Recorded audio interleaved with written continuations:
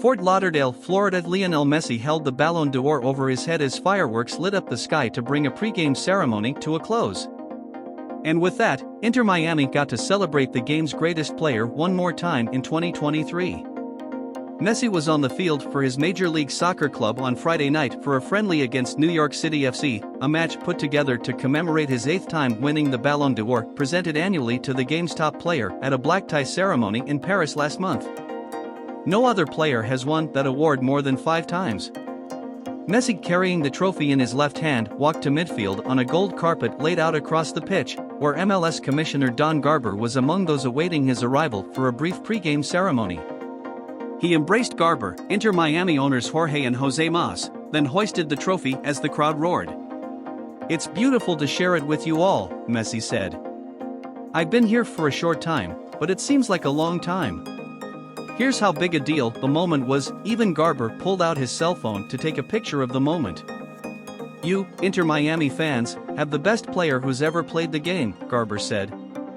"The winner of his 8th Ballon d'Or, the guy who lifted as captain the league's cup for your team. Thank you, Leo, for your belief in Major League Soccer and making your club and your league a league of choice." It was a perfect bookend to Messi's first 4 months officially as part of club. Year 1 started with an on-field party and ended with another celebration with a look ahead to Year 2. "He's the main star of this match and we want to join him celebrating his 8th Ballon d'Or," Inter Miami coach Gerardo Tata Martino said. "It's an opportunity also for us to compete.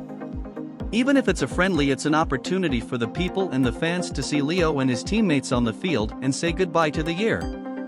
It was a bonus chance at a farewell, at least on the home turf." Inter Miami's home schedule was completed more than 3 weeks ago, with Messi not playing that night. He had just gotten back from a pair of World Cup qualifiers with Argentina. Inter Miami was supposed to play a pair of games in China earlier this month, only to see the trip fall through because of what the team called unforeseen circumstances. When that fell through, Inter Miami settled on another option, getting NYCFC to play the exhibition. Messi has been training with the team for much of the last 2 weeks, arriving at the team facility the morning after getting the Ballon d'Or in Paris. "I would like to thank all the people of Miami, not just the ones here in the stadium," Messi said. "The treatment for myself and my family, you've made me feel at home." Messi, who hadn't played a match since Inter Miami's MLS finale on October 21, will likely play at least twice more in 2023. Argentina has World Cup qualifying games against Uruguay in Buenos Aires on November 16 and Brazil in Rio de Janeiro on November 21.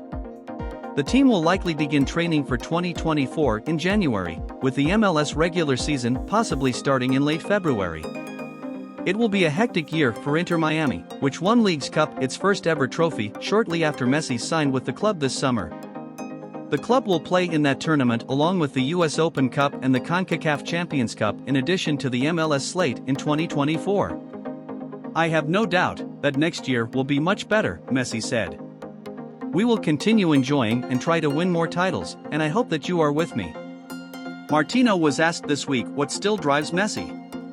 He said the level of competition that Messi has in practice would be the best answer. "If you saw those, you wouldn't even have to ask the question," Martino said. "You would just see right away what I mean. There are GOAT, the oft-used acronym for greatest of all time, debates in plenty of sports. Basketball has Michael Jordan or LeBron James. Golf has Tiger Woods or Jack Nicklaus. Men's tennis has Roger Federer, Rafael Nadal, or Novak Djokovic. Some sports make it easy, recency biases notwithstanding. It's hard to argue against Simone Biles in gymnastics, Michael Phelps in men's swimming, Katie Ledecky in women's swimming. Soccer might still have a debate. But 8 Ballon d'Or trophies sure swing the argument Messi's way. "I believe it's over," said Inter Miami forward Benjamin Cremaschi, the 18-year-old who wasn't even 2 months old when Messi, then a baby-faced, shaggy-haired teen himself, as opposed to the bearded, close-cropped look he has now, scored his first official goal for Barcelona in 2005. He's proved that for the last 18 years. "I think he is the best player in the world, the best player in history. And I don't know if many people disagree. It's obviously a little bit biased, but from what I've seen, I haven't seen anyone better yet." Ange Postecoglou issues new Tottenham transfer update amid injury crisis. January window planning is well underway, but Spurs boss remains fully focused on the games ahead. Postecoglou insists that he is not yet fixating upon the January transfer window after a costly week for Tottenham. Spurs suffered their first Premier League defeat of the season at home by Chelsea in a truly chaotic London derby on Monday night, but more damaging than the 4-1 scoreline was the loss of several more key players to either injury or suspension. Postecoglou has confirmed that both James Maddison, ankle, and Mickey van de Ven, hamstring, will be sidelined until the new year with bad injuries suffered against Chelsea, while Christian Romero and Destiny Udogie are now suspended after their respective red cards in that game. Richarlison is also expected to miss a few weeks after undergoing groin surgery this week, with Ivan Perisic already out for the season and the likes of Manor Solomon and Ryan Sessegnon also on the sidelines.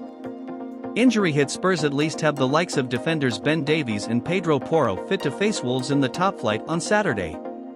So many absentees already has some fans and pundits speculating if Tottenham will be eager to quickly re-enter the transfer market in January in order to boost a small squad for what they hope will be a sustained title push, with the club having appointed technical director Johan Lang and chief scout Rob McKenzie from Aston Villa in recent months in a restructure of their recruitment team. And while Postecoglou admits that January window planning is already well underway, he insists he is only focused on the games ahead for now. Look, my focus is that we still have a fair few games between now and January. And that's where my attention has got to be, he told reporters at his pre-Wolves press conference on Friday. The planning in terms of January has been in the works for a while. As I said last week, Johan is in the building and that's his area. That's today's news. Thanks for watching the video. Press the thumbs up button, subscribe to the channel, and we'll see you in the next video.